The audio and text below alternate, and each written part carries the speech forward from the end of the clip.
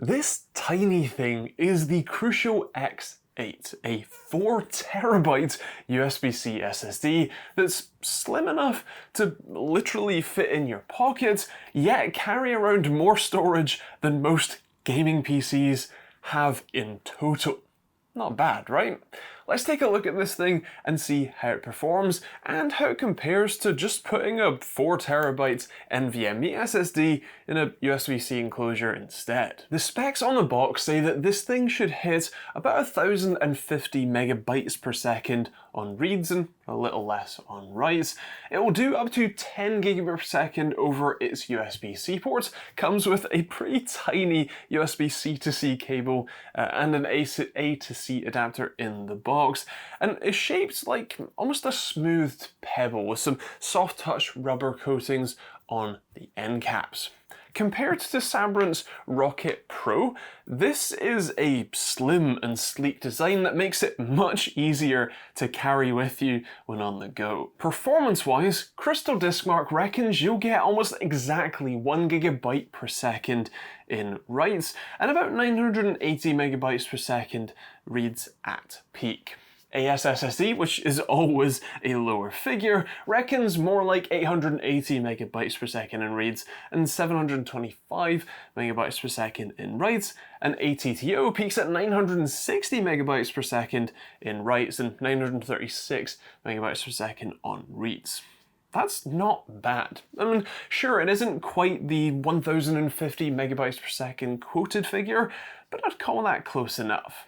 Compared to the Sabrent Rocket Q 4TB in this USB-C enclosure, it's just as fast. ASSSD has a strong lead for the M.2 drive, but ATTO has a much stronger lead, especially in reads on the X8. Even looking at a graph of the ATTO results, you can see that the two are pretty well matched, especially in writes, with the Rocket Q 4TB running around 15 megabytes per second faster in the larger block sizes. Although notably it's down by 15 megabytes per second on the 4KB block size, which is arguably a little bit more important.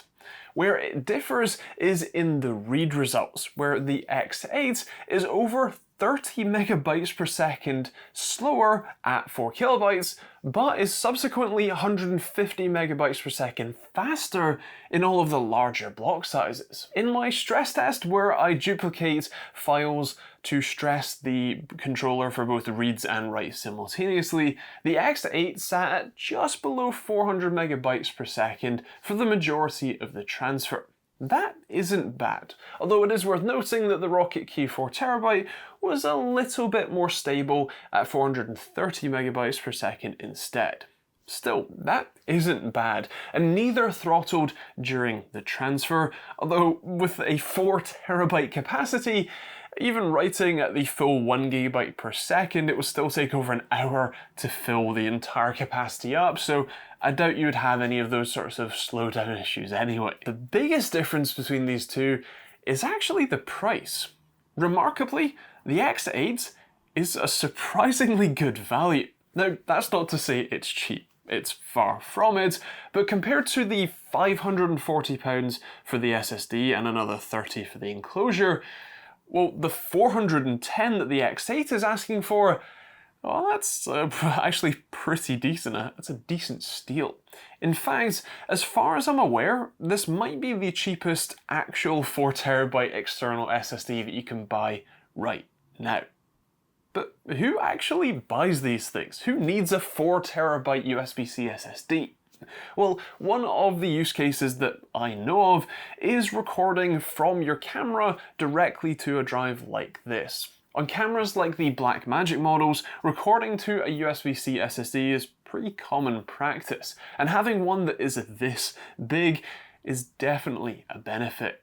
Considering that the largest portable SSD Samsung offers is just 2 terabytes, having double the capacity, and therefore double the recording time, would be a sizable benefit, all for less money than 2 of those 2 terabyte Samsung drives.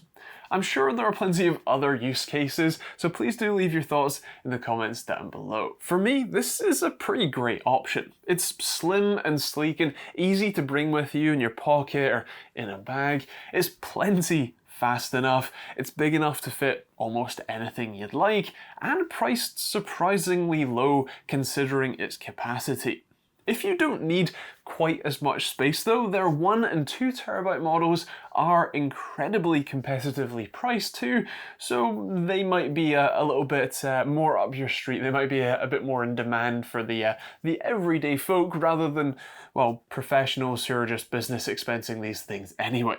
Still, good job, Crucial. If you want to check out the X8 4TB or possibly the other sizes, I'm going to leave a global Amazon affiliate link in the description that you can check out. Otherwise, if you want to see more videos like this one from me, more SSD reviews, more general tech reviews, or a load of other stuff that I've got going on, including the open source response time tool project, then do hit the subscribe button and turn on the bell notification icon.